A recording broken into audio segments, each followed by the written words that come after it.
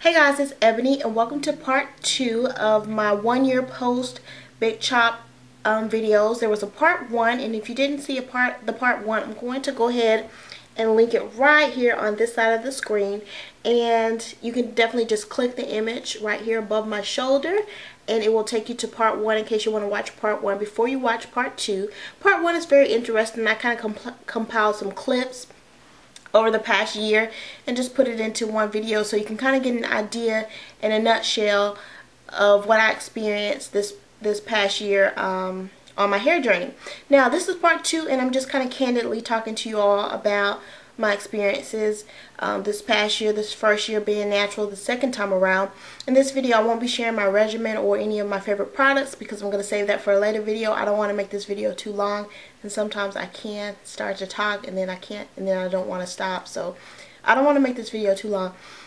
But basically I just want to talk to you guys about what the past year has been like. So first of all, I big chopped, cut off all my hair, no transition, had just maybe a ½ inch of hair, and that very first week after I big chopped, I found myself just trying to absorb as much information as possible online or wherever I could get it regarding natural hair.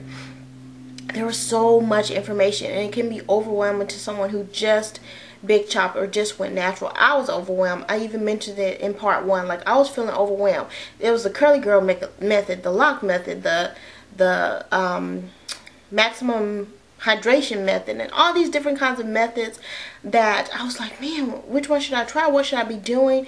You know, stay away from sulfates, stay away from what was the other one, silicone, stay away from this, stay away from that. I was so overwhelmed. I felt like I had no idea what I was doing, when in fact I should have just started to learn my hair on my own and then picked up tips here and there instead of getting all the information at the very beginning, because it is overwhelming. And a lot of that stuff I did not even have to do, or a lot of that stuff, it doesn't even matter. Like, sometimes I think we overcomplicate things, and I was definitely overcomplicating having a TW. I'm talking about the smallest of the smallest hair was on my head, but yet I was getting all this information about wash and goes and all of this curly girl method stuff, and in the end I end up not doing any of that stuff. I end up finding processes and things that work for me, maybe picked up a few tips here and there, but as far as complete methods, I don't do them, because the thing about it is, what works for one person's hair, and you guys know, what works for one person's hair may not necessarily work for another person's hair. So at the very beginning, when my hair was short, I was doing wash and goes for probably the first few months because my hair was looking great. It was feeling great with wash and goes. At first I kind of struggled with dryness, but then I found some products that really helped keep my hair moisturized. You know, so I pretty much did wash and goes. I would just wash my hair in the shower, put a little bit of product in it after I got out, and I went to work just like that with wet hair. Then it started to get a little bit cold. You know, we were going into the winter months. You know, I big chopped in August, so by November, December, I couldn't do those wash and goes anymore because my hair was wet when I was leaving the house, and that, you know, that can make you sick. So what I did was I put my hair in Senegalese twists, and those twists really helped. And then after the Senegalese twist came out, I realized wash and goes really didn't work for me anymore, because my hair had gotten to a length where the wash and goes just looked awkward. I looked like I had no shape to my hair. My hair wasn't tapered or anything, and I didn't want to go get a tapered cut. But my sides right here and in the back were like a weird shape.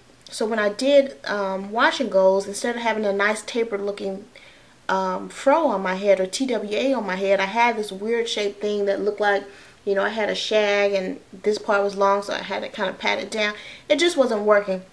So at that point I opted to wear wigs. I opted to wear a variety of different wigs to kind of get me through that awkward stage. What I felt like was an awkward stage. Some people probably think the length that I am right now is an awkward stage, but I absolutely love this length. I'm able to do so much with it compared to what I was maybe 4 months ago. So during that stage, I opted to wear wigs, and I played around with a lot of different cute wigs or whatever, and it kind of got me through it. And then after that, I ended up braiding my hair, and then after that, after taking those braids out, then my hair was at pretty much this length, maybe a little bit shorter, and I was able to do like some cute styles with it. That's when I started experimenting with twist outs, setting my hair on rods, and just various things like that. And that's what I've been doing lately, and I've been loving my hair. Although there's not a ton of styles that I can do right now at this length. I do have enough to give me variety. And then if I just kind of tweak something here and there, like right now I'm wearing a high puff, but I put this kind of like I don't know what you call it.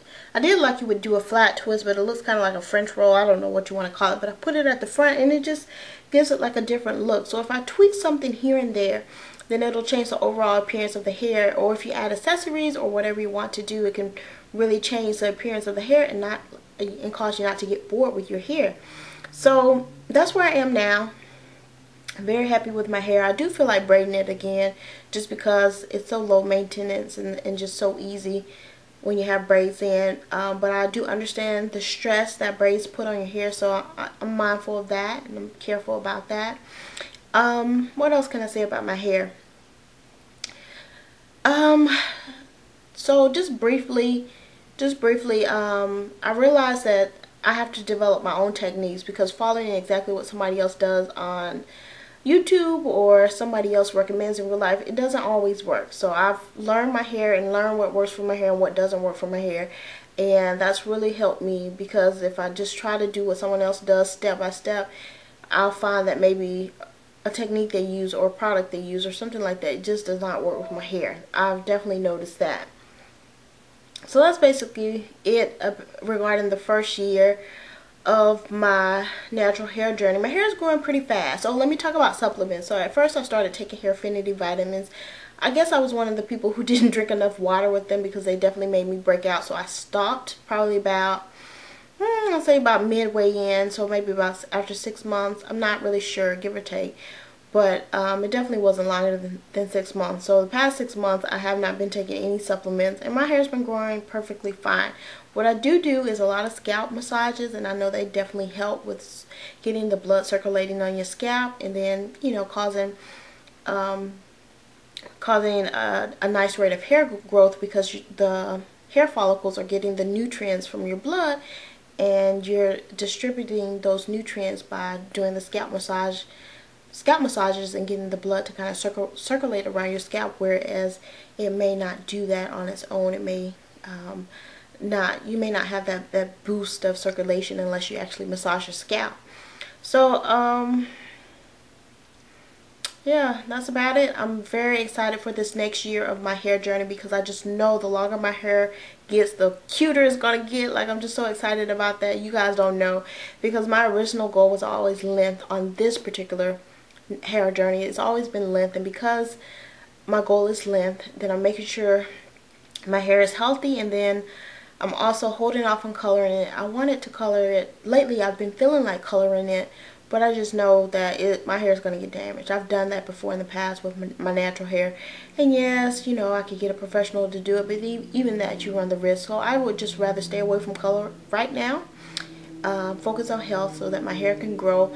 My ultimate goal for my hair is just for it to reach shoulder length unstretched. So if I do a twist out, not a stretch twist out, but if I just do a regular twist out, I just want it to touch my shoulders. That's all the length that I want. You know, I don't need hair down my back. I just want a twist out or a braid out that can touch my shoulders. That's all I want. And then I can do so many things at that length. I just know it. I just feel it. Like, I'm so excited and I'm so ready. But I'm going to enjoy this process along the way of growing out my hair. And trims. I have not trimmed at all over the past year. My computer is going off. I have not trimmed at all over the past year, so I'm definitely going to be doing a trim here within the next couple of weeks. And I'll just do trims as needed, not on set dates. But I didn't feel like I needed to trim for the past year, so I haven't done one at all for the past year. Alright guys, so I'm going to wrap up this video now. I will talk to you guys again soon. Thanks for watching. Definitely check out part 1 if you have not. And I'll be back again soon. Bye.